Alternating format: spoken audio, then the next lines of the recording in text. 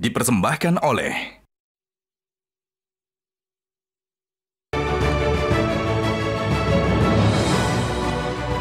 Selamat malam para pemirsa, ketemu lagi di Hot Room dengan saya Hotman Paris. Jessica divonis 20 tahun penjara, tapi dia menjalani hukuman baru 8 tahun 2 bulan sudah bebas bersyarat. Apa dasarnya? Apakah semua orang dapat menikmati potongan tahanan dan remisi yang sama? Dan apakah sampai hari ini Jessica mengaku tidak bersalah dan apakah akan mengajukan PK? Inilah Hot Room. Jessica bebas bersyarat, hukum berlanjut.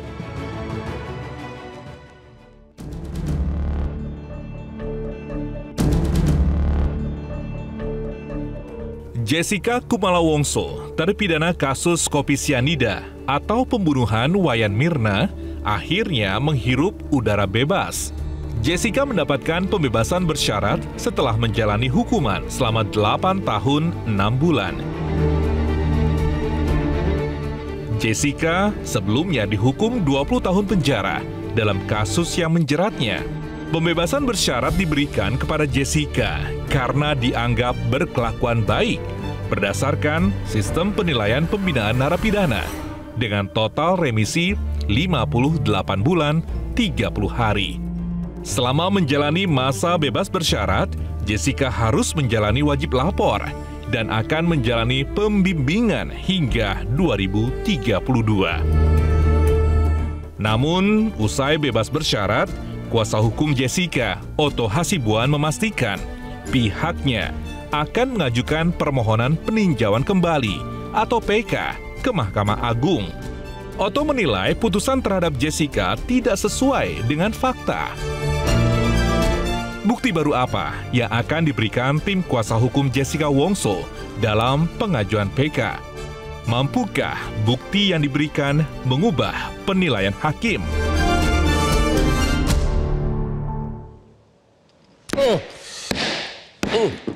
Para pemirsa, saya Hotman Paris tidak akan pernah bosan-bosannya membagi pengalaman kenapa Hotman yang sudah praktek 38 tahun sebagai pengacara tapi tetap segar bugar baru jam 4 subuh. Rahasianya adalah kopi luwak hitam premium. Itulah yang membuat saya jam 4 subuh segar dan setiap hari pulang malam tetap bekerja keras sehingga Lamborghini-nya nambah terus. Aduh, kopi luwak hitam premium. Jangan lupa kalau anak kamu sukses, ikutin kopi apa yang diminum Hotman Paris. Pak Otto Hasibuan, klien Anda baru menjalani hukuman 8 tahun 2 bulan. Divonis 20 tahun. Apa dasar perhitungannya? Kok bisa bebas? Begini, kalau soal perhitungannya, saya pikir yang paling tepat memberikan jawab itu adalah pihak Kementerian Hukum dan HAM dalam hal ini Dirjen Lapas. Tetapi kita sudah tahu beberapa undang-undang, bagaimana peraturan Menteri Hukum dan HAM, dan proses ini sudah dijalankan tentunya mulai daripada remisi itu tidak sekejap. Ya. Mulai dia masuk, mulai tahun 2016 itu sudah ada remisi, 2017 ada remisi, akhirnya dikumpul. Jadi jangan orang berpikir seakan-akan remisi itu sekaligus. Dan ketika dia keluar, tentunya ini kan sudah juga diantarkan ke Kejaksaan Jakarta Timur. Jadi artinya Kejaksaan pun sudah mengetahui bagaimana cara perhitungannya itu, dan pihak Kejaksaan tidak ada juga mengajukan keberatan terhadap itu. Sehingga saya yakini dan percaya kepada Kementerian Hukum dan HAM, dan hal ini Dirjen Lapas, pasti hitungannya sudah PK akan terus diajukan? Kapan?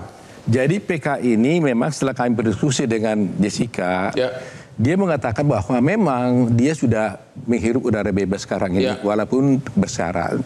Tetapi sebagaimana kami sampaikan terdahulu di dalam pledoi kami tetap meyakini bersama Jessica bahwa dia tidak melakukan. Sampai hari ini Jessica tidak merasa bersalah? Tidak pernah mengaku. PK diajukan atau tidak?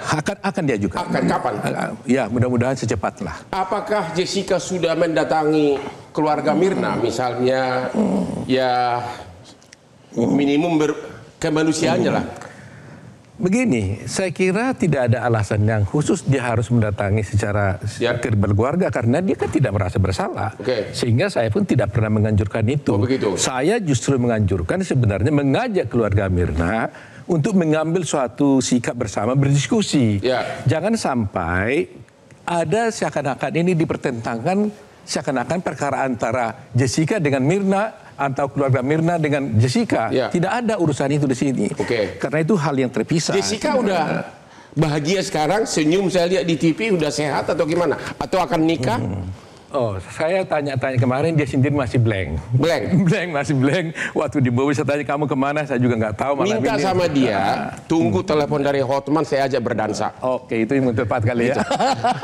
Bapak, berdansa sampai pagi. Humas Kejaksaan, katanya Bapak pernah mengatakan, udah pernah kok mengajukan PK Jessica, itu benar nggak? Udah pernah? Ya. Hah? Tahun 2018. Oh, sudah pernah? Ya, dan ditolak. Oh, udah pernah PK, ditolak. Jadi kenapa Anda mau mengajukan PK kedua? Jadi begini, ini memang permasalahan hukum yang cukup pelik juga ya. Kita tahu ada putusan Mahkamah Konstitusi yang memberikan memutuskan bahwa PK itu bisa berkali-kali. Kemudian surat edaran Mahkamah Agung mengatakan bahwa sebenarnya tidak boleh seperti itu. Hanya boleh sekali, kecuali ada dua putusan bertentangan. Kemudian ada gugatan lagi terhadap putusan-putusan daripada surat edaran Mahkamah Agung itu mengenai soal undang-undang yang atur sana.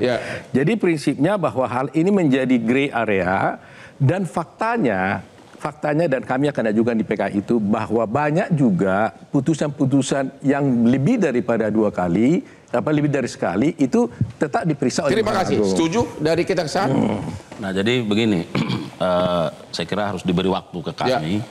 Jadi yang pertama, bahwa kami akan menghargai dan menghormati setiap upaya dan langkah apapun yang dilakukan oleh para pihak, termasuk mengambil langkah upaya hukum, sepanjang itu merupakan bagian dari pemenuhan terhadap hukum. Secara normatif masih boleh PK nggak? Nah, itu dulu supaya jelas. Nah, apakah kami setuju bahwa akan dilakukan PK? Itu hak beliau. Secara hukum? Nah, tetapi saya mau katakan, meneruskan yang sampaikan Bang Otto tadi, itu yang harus kita cermati. Putusan Mahkamah Konstitusi nomor 34 tahun 2013 membuka kemungkinan PK dilakukan lebih dari satu kali. Dengan catatan, dalam pertimbangannya disebut bahwa ada bukti baru karena pemenuhan dari sisi ilmu pengetahuan dan teknologi. Artinya kalau ada misalnya meninggal ini, tapi ternyata teknologi bisa membuktikan bahwa bukan dia pelaku, dimungkinkan. Jadi Bapak setuju PK kedua boleh? Nah, asalkan dipenuhi syarat itu? Itu dulu yang pertama. Yang kedua, Mahkamah Agung sangat konsisten dengan prinsip pasal 368 itu ayat 3, bahwa PK hanya satu kali. Kalaupun dimungkinkan terbuka lebih dari satu kali, itu harus pemenuhan syaratnya seperti yang Bang Hotman sampaikan. Setidaknya bahwa baik putusan badan peradilan yang berbeda maupun tidak, itu berbeda. Tapi kenyataannya PN, PT, kasasi, bahkan PK. Nah ini dia. Jadi saya kira Bung Otto harus mempertimbangkan ini. Karena secara normatif sesungguhnya saya berpendapat bahwa ini amat sulit. Karena dilihat dari karakteristik perkara ini yang mulai dari PN sampai bahkan PK, ini tidak ada putusan yang berbeda. Jadi secara normatif menurut Kejaksaan sudah tertutup kemungkinan bagi Jessica untuk mengajukan PK karena sudah pernah mengajukan PK tapi ditolak, begitu kan? Secara formal. Secara formal. Iya, karena bagaimanapun hakim kan tidak bisa menolak menerima perkara, tapi tentu itu nanti akan diperiksa. Iya kan? Diperiksa sebelum substansinya. Oke, jadi sekali lagi menurut Anda PK dari Jessica sekarang ini sudah selesai? Seharusnya tidak perlu lagi. Tidak perlu lagi, ketemu lagi di hot room.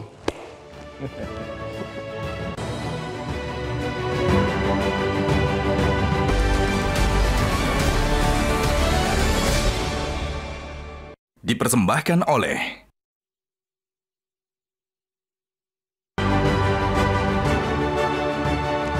ketemu lagi di hot room, Pak Rasmi.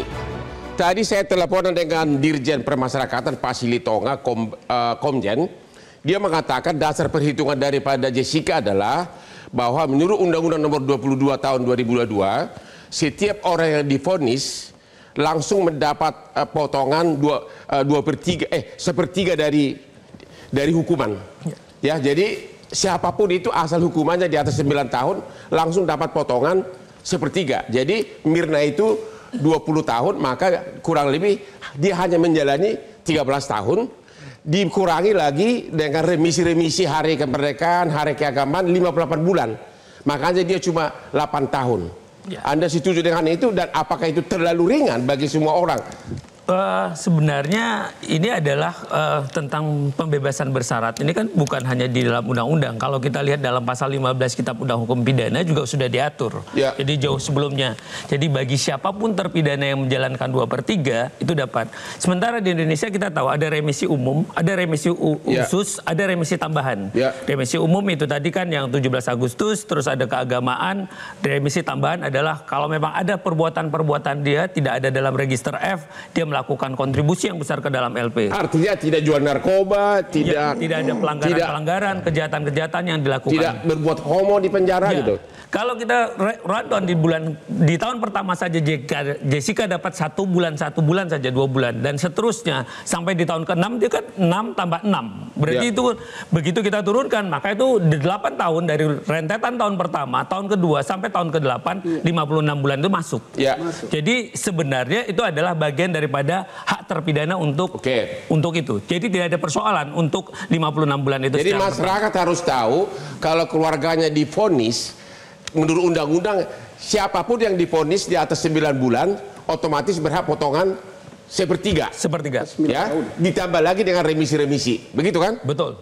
Gimana Pak Susno, setuju? Di atas 9 tahun kan? 9 tahun 9 bulan? Di atas 9 tahun. Oh, berarti orang yang divonis di atas 9 tahun langsung korteng berhak pemotongan langsung 1/3. Iya. Jadi kalau 20 tahun kayak Mirna tadi, langsung dia hanya menjalani hukuman 13 tahun. Iya. Dipotong lagi dengan remisi-remisi. Iya. Bagus. Itu bagus karena apa? Karena lembaga itu kan sekarang namanya sudah bukan lagi penjara, tapi lembaga pemasyarakatan untuk memasyarakatkan. Setuju dengan itu? Sangat setuju. Termasuk gembong narkoba, walaupun dia sudah divonis 20 tahun, langsung berhak 13 tahun. Kalau memang itu hak sudah ditentukan oleh undang-undang, ya kita harus hargai.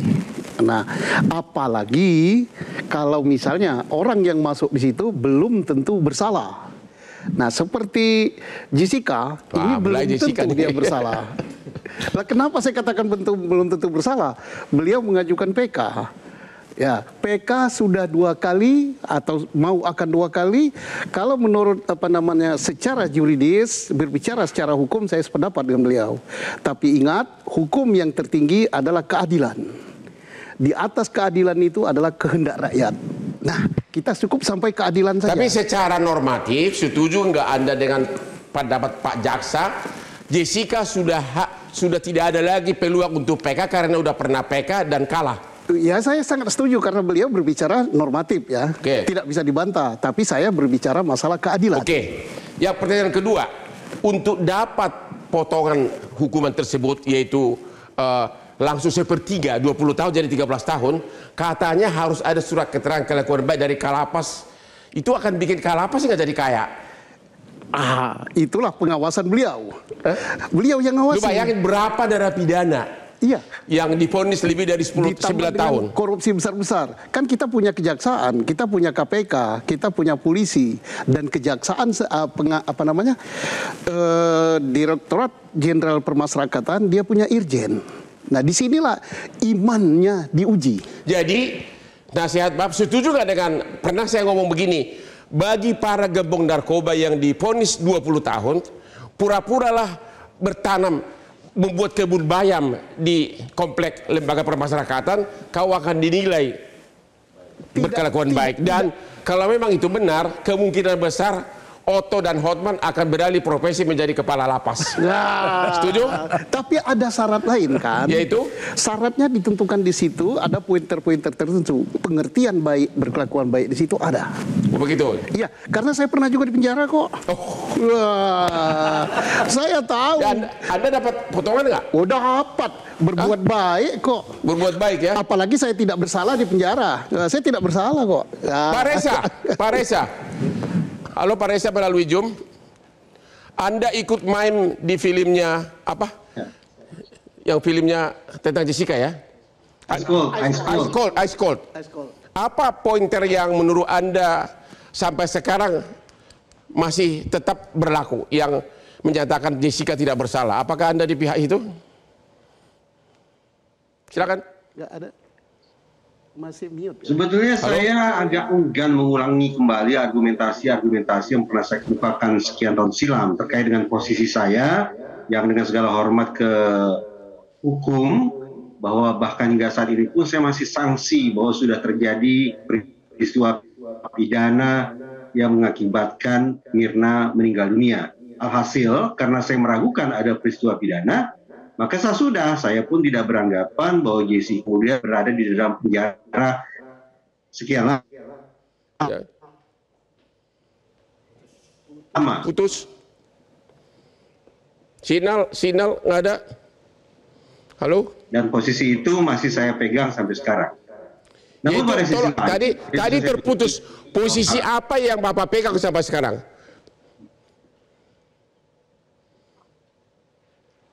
Saya dalam posisi harus menghormati putusan hukum yang menyebut atau memvonis bahwa Jessica bersalah.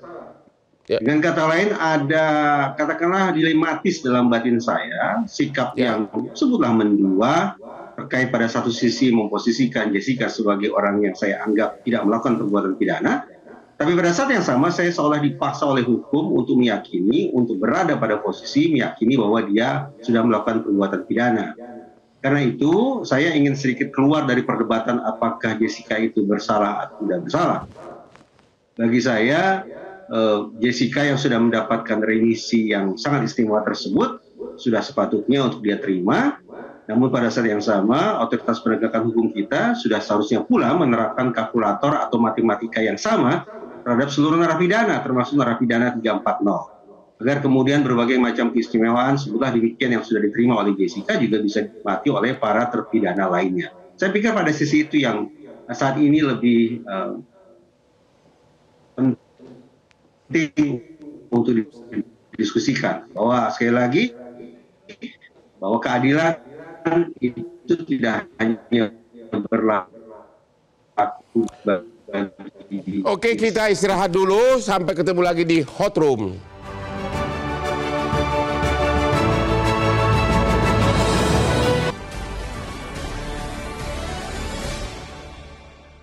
Dipersembahkan oleh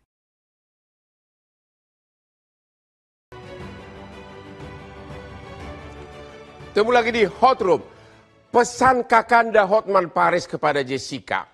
Anda telah kehilangan waktu 8 tahun 2 bulan. Saya sarankan Anda konsentrasilah hidupmu mengejar keterlingatan tersebut. Dan salah satu obat mujarab agar kamu semangat kerja, contoh Hotman Paris yang selalu minum kopi luwak hitam premium. Itu akan membuat Anda konsentrasi dan ini sangat aman di lambung. Lihat abangmu ini, energik dan selalu ganteng selalu dengan kopi luwak saya. Mantap. Pak Reza. Halo Pak Reza. Sudah nggak ada? Oke. Pertanyaan saya kepada Pak Asmi, apakah Anda mau menyarankan kepada Jessica maupun kepada Otto, ya sudahlah, lupakanlah itu PK. Ya? Ya?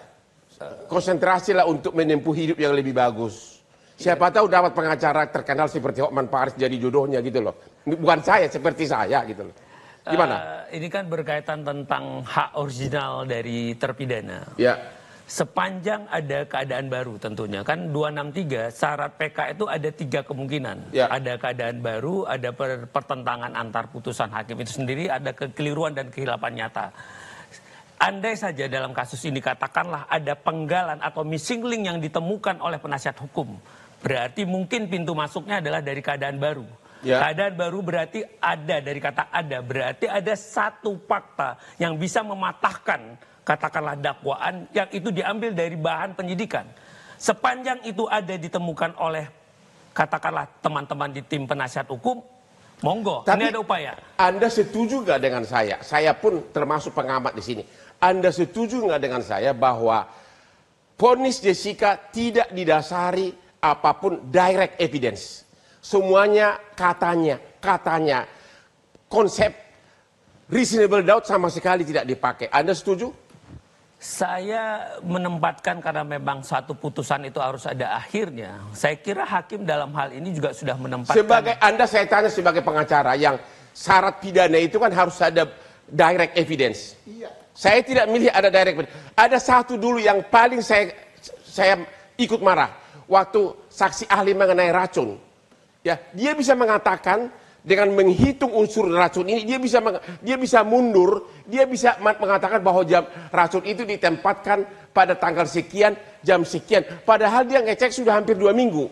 Itu hanya Tuhan yang tahu 2 minggu lalu jam berapa diletakkan racun tersebut. Memang dia sengaja mengatakan kurang lebih jam 5 agar satu-satunya orang ada di meja itu adalah Jessica. Sehingga hanya Jessica lah pelakunya. Dia bisa menghitung mundur berapa hari sebelumnya racun itu ditempatkan. Itu saksi ahli, benar ya? Betul.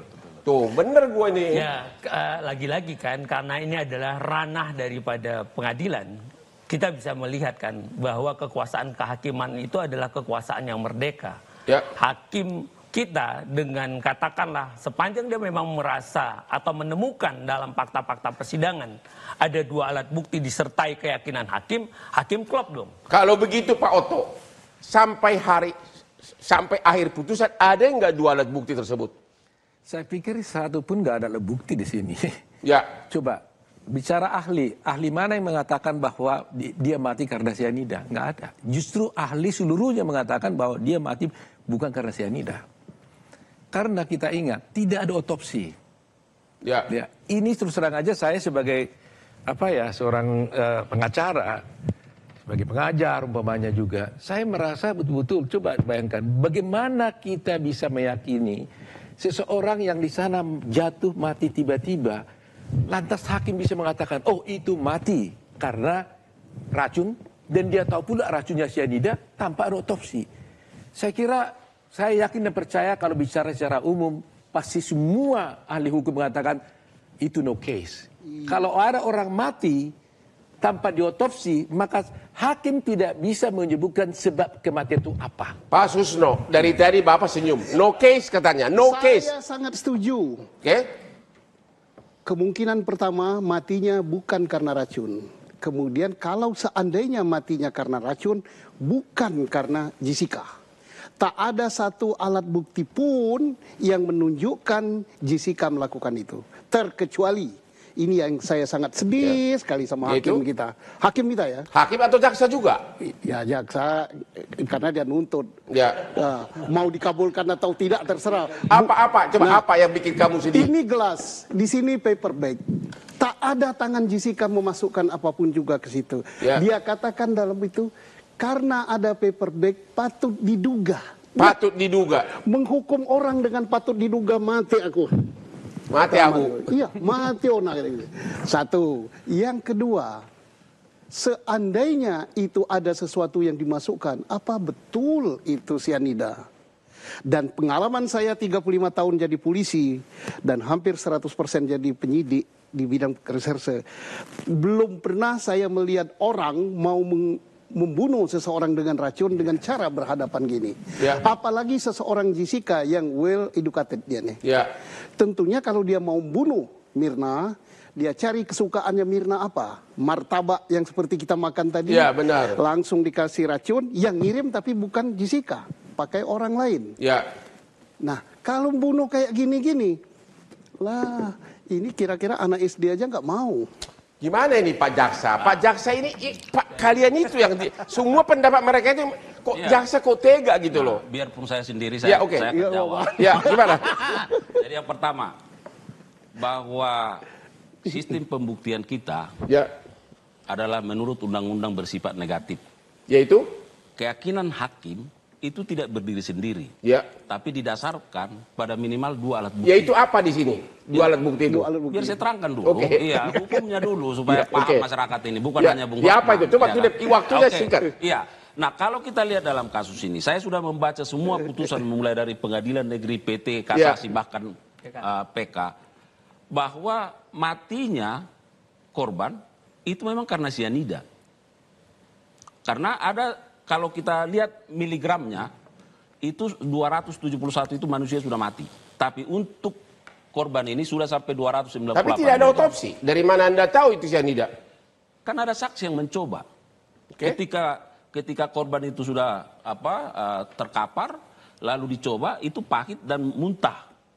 Semua saksi-saksi, semua alat bukti itu sudah diverifikasi, dikontes, termasuk pembelaan dari. Tapi siapa yang cyanida penyebabnya? Terus yang apa bukti yang meletakkan itu adalah Jessica? Mulai dari pelaku datang ke tempat itu, di kafe itu, dia sudah memesan minuman. So what? Apa yang salah? Iya, sebentar dulu. Artinya ada rangkaian dari perbuatan awal. Ya orang ke restoran ya pesan kopi dong, pesan minum. Seharusnya korban dong yang pesan. Loh, disinilah debatable hukumnya. Terus? Anda berpendapat seperti ini, tapi dengan fakta-fakta itu dan hakim mengambil kesimpulan. Dia pesan minuman, terus apa lagi? Iya. Setelah itu diduga di situ baru pergi dia membeli paper bag itu untuk menutupi. Lah, siapa tahu bahwa itu untuk menutupi, Pak? Sekarang gini ya, gampangnya. Tadi dia bilang udah cyanida kan. Kita gampang aja gini. Ini mayat orang mati. Iya. Ini ada kopi, sisa kopi. Kalau kita mau tahu ini ada cyanida di dalam tubuh, yang kita periksa kopinya atau ini ya, mayatnya? Iya. Kan mayatnya dong? Iya. Ini tidak diperiksa. Tidak diperiksa mayatnya, nggak ada otopsi. Yang diperiksa adalah di gelas kopi ini. Bagaimana? Apa hubungannya nih? 1 ton pun ini di sini ada cyanida, 1 ton. Nggak ada hubungannya dengan di sini. Kalau orang mati, ada mayat, maka ini yang diotopsi, baru dicari ada cyanida nggak di tubuh korban ini. Iya. Iya kan? Ini nggak dilakukan. Iya betul. Hanya saja sewaktu korban meninggal, itu ciri-ciri bahwa dia terkena cyanida itu sudah terbukti. Nah, ciri-ciri. Justru saya nunggu Justru dakwaan jaksa mengatakan ciri-cirinya haruslah biru. Tetapi biru. Ini tidak biru. Tak tahu di persidangan itu seri red. Apa? Cherry red warnanya. Red. Iya, red. Merah. Cherry red, sebuah cherry. Ya. Nah, itulah yang fatal terjadi. Sehingga kemudian di podcast jaksa mengatakan, oh sebenarnya ini merah katanya. Dia lupa dakwaan dia itu adalah biru. Dan si saksi Jaja mengatakan ciri-ciri korban yang ditemukan pada waktu dia melihat mayat itu biru. Ya. Padahal orang yang mati karena cyanida bukan biru, itu cherry red. Gimana ini Pak Jaksa? Kalah telak Anda nih. Tidak. Coba kita nanti lihat putusan hakim. Bahwa ciri-ciri orang yang terkena cyanida itu sudah tergambar dari korban. Dia mengeluarkan buih dan seterusnya. Memang, nah saya sampaikan kepada Bung Otto bahwa kan dia diperiksa 3 hari setelah meninggalnya. Nah, maka diperdebatkan soal 0,2. Tapi orang sudah meninggal 3 hari. Mungkin kalau 2 minggu setelah itu mungkin nggak akan ada lagi. Nah, kalau soal nomor 2 saya jelaskan begini. Ketika Mirna meninggal, 70 menit setelah meninggal, itu dokter memeriksa lambungnya. Hasilnya dari lab Polri negatif cyanida. Artinya tidak ada cyanida. Nggak ada. Setelah 3 hari diperiksa, setelah sudah di embalming, di formalin, dikatakan ada 0,2. Pertanyaan saya, bagaimana bisa dari negatif jadi positif? Minum lagi. Mestinya adalah dari ada, setelah 3 hari jadi hilang. Tapi ini 70 menit diminum, nggak ada cyanida, 3 hari kemudian muncul. Dari mana itu 0,2? Dari mana itu Pak Jaksa? Dari mana itu Pak Jaksa? Karena dia udah mati soalnya. Hidup lagi. Pak Jaksa dari mana itu cyanida? Dari tidak ada menjadi ada. Pasti dari pelaku lah, dari yang berharap. Lalu dia udah mati gimana? Udah mati dia orangnya. Kan 70 menit dia kan udah mati. Saya tambahkan. Sampai dengan sekarang, direct evidence yang menunjukkan bahwa Jessica masukkan cyanida itu tidak ada. Ya. Nah, hanya fatal sekali ini. Belum sampai ke teori-teori tentang cyanida tadi, tapi adakah bukti bahwa Jessica memasukkan itu? Tidak ada sama sekali. Nah, saksi yang melihat langsung tidak ada, CCTV tidak ada. Masalahnya sampai tingkat PK kok hakim terus yakin gitu loh. Ya, yakin tanpa dasar. Enggak. Ya tanpa dasar saya katakan. Saya kira enggak setuju juga. Karena saya gini ya, saya hormat putusan hakim. Kalau saya gitu ya, saya tetap hormat putusan hakim karena walaupun apapun itu putusan. Cuma kita kan sebagai ini sekarang kita mau membahas kebenarannya. Karena bagi kami kenapa harus PK? apapun terjadi, Jessica sudah jalani 8 tahun lebih. Itu fakta yang tidak bisa dipungkiri. Tapi kan kita juga menginginkan ada putusan hakim yang mengatakan dia salah, tapi juga ada putusan masyarakat yang mengatakan dia bersalah atau tidak kan. Nah, saya ingin masyarakat mengatakan dia tidak bersalah. Whatever the case, dia sudah menjalani hukuman. Jadi itu ada putusan masyarakat menyatakan dia tidak bersalah, bertentangan dengan putusan hakim menyatakan dia bersalah. Mana yang benar? Kita istirahat dulu. Sampai ketemu lagi di segmen terakhir.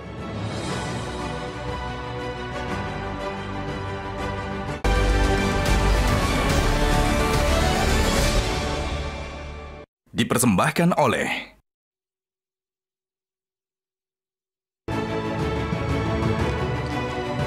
Ketemu lagi di Hot Room.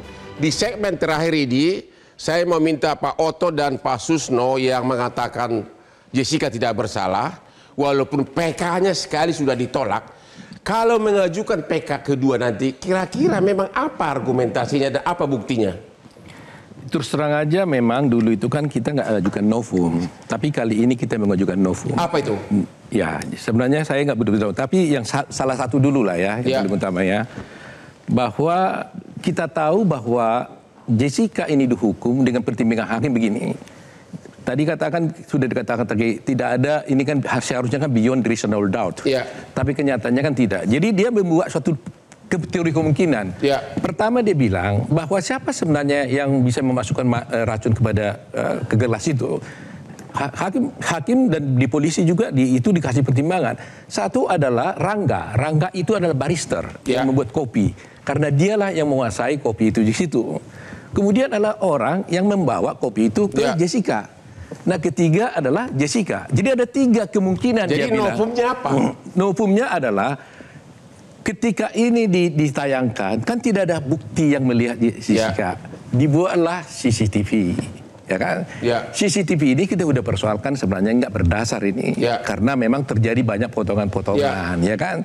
Nah, kami bisa buktikan bahwa ada CCTV yang hilang nih, yang tidak terlihat sebenarnya di situ. Bukti barunya apa? Ya itu nanti kita buktikan. Bahwa hilang gitu? Ya, ada yang hilang dan kita buktikan. Kalau udah hilang, juga nggak bisa dapat menemukan bukti baru. Ya hilang dari sekarang kita temukan kan gitu. Oh udah ditemukan sekarang. Waduh. Jangan-jangan ada Pak Susno di situ. Pak Susno gimana? Apa bukti baru menurut Anda kira-kira? Anda kan termasuk yang pendukung Jessica. Saya pertama mengatakan bahwa landasan hukum dulu ya. Ini lebih dari 1 kali. Landasan hukum terkuat adalah keadilan. Tapi kan hukum acara nggak boleh dilanggar, Pak, ya kan? Hukum acara itu sebenarnya putusan Mahkamah Konstitusi mengatakan loh. Jadi persoalannya sekarang putusan Mahkamah Konstitusi mengatakan bisa berkali-kali, maka apabila tidak bisa, jadi debatable dong jadinya kan? Iya. Oke, novumnya apa dulu? Satu, keadilan itu bukan novum ya, tapi dasarnya. Masa kita kalah sama Profesor Umar Sinuaji tanpa dia tanpa PK-PKhan langsung tanda tangan aja keluarlah Sengkon dan Karta. Ini kan lebih modern lagi. Yang kedua, hakim tidak cermat. Itu bukan bukti baru. Ya bukti dong, terbukti bahwa hakim tidak cermat kok. Sangat fatal akibatnya.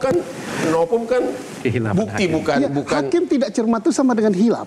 Kan bahasanya. Hakim hilap. Hilap terhadap tugas dia.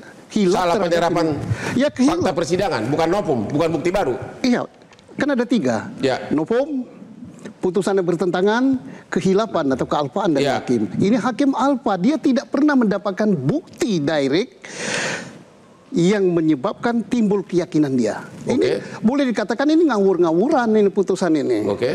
Nah, siapa yang bisa bertanggung jawab bahwa Jessica betul yang memasukkan itu? Jadi Anda mengatakan salah penerapan timbul fakta persidangan. Pak Jaksa? Kalau menurut kami bahwa dari fakta-fakta persidangan, sesungguhnya hakim sudah mempertimbangkan semua, termasuk apa yang menjadi nota pembelaan dan keberatan dari penasihat hukum. Kami melihat bahwa semua alat bukti yang dinyatakan dalam pasal 184 itu sesungguhnya sudah betul-betul diverifikasi dan dipertimbangkan, termasuk tadi perdebatan beberapa hal yang krusial yang sampaikan Bung Oto. Nah, oleh karenanya kembali tadi di awal saya sampaikan, baik dari sisi norma terkait soal hukum acaranya maupun substansi, maka sejak awal saya menyarankan bahwa yang bersangkutan sekarang sudah bebas bersyarat. Saya kira itu menjadi satu posisi yang lebih baik ketimbang jadi harus. Lebih bagus Go on with your life gitu loh, move on gitu loh. Oke. Pak Asmi, jangan lagi bicara hukum. Apa saran Anda kepada Jessica? Jangan dulu bicara hukum, udah bosan kita.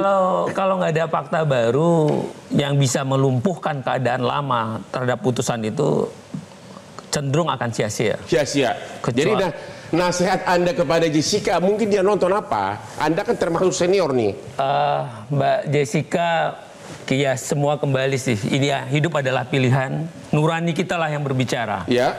Jika memang Mbak Jessica yang paling tahu di antara itu semua. Ya. Kalau ada dalam denyut nurani, kebenaran itu selalu bersuara. Ya. Tapi kalau memang bahwa Mbak Jessica bukan pelakunya, gunakanlah upaya peninjauan kembali itu sepanjang punya fakta baru yang dapat melumpuhkan. Kalau ragu-ragu jangan. Kalau ragu-ragu lebih bagus tidak, karena akan sia-sia sekali. Begitu? Iya. Anda juga menyarankan mendingan 8 tahun 2 bulan di penjara mengejar ketertinggalan tersebut. Go on with your life, move on. Kata orang remaja sekarang, move on begitu. Iya, coba bergerak dan menggerakkan. Gimana Pak Otto? Karya terbaru. Bisa nggak? Bilang aja ke Jessica, move on lah gitu loh. Temui Hotman berdansa begitu, gimana? Berdansa boleh juga ya. Jadi gini sebenarnya ya, apa yang membuat kalau saya dari segi lawyer ya, kalau hakim tadi Pak Parli bilang sudah mempertimbangkan, saya pasti tidak mau PK. Ya. Tapi bayangin berapa orang, berapa puluh saksi yang kami ajukan termasuk ahli, satu pun nggak dipertimbangkan. Saya ingin sekali Mahkamah Agung memberikan pertimbangan tentang otopsi. Apakah memang dalam setiap matinya orang yang dibawa ke pengadilan itu perlu otopsi atau tidak? Saya ingin sekali Mahkamah memberikan pertimbangan menjadi putusan landmark. Apakah dia bilang tidak apa-apa tanpa otopsi atau memang harus otopsi? Saya butuh sekali penjelasan ini. Jadi soal CCTV. Apakah sembarang CCTV yang tidak diambil oleh penyidik yang berwenang boleh dipakai sebagai bukti persidangan? Seperti itu. Inilah yang membuat kami tidak puas. Karena satu pun semua yang kami jadi kuasa hukum Jessica sampai hari ini tidak puas. Oke, demikianlah akhir dari diskusi kita ini. Dan saya sebagai kakanda dari Jessica melihat kekacauan penerapan hukum sekarang ini, mungkin lebih tepat nasihat saya, go on, move on with your new life. Hidup itu sangat singkat. Demikianlah Metro TV Hot Room tampil setiap jam 9 malam dengan hostnya yang satu-satunya ahli hukum di Indonesia. Selamat malam, mari kita ke depan sini Pak.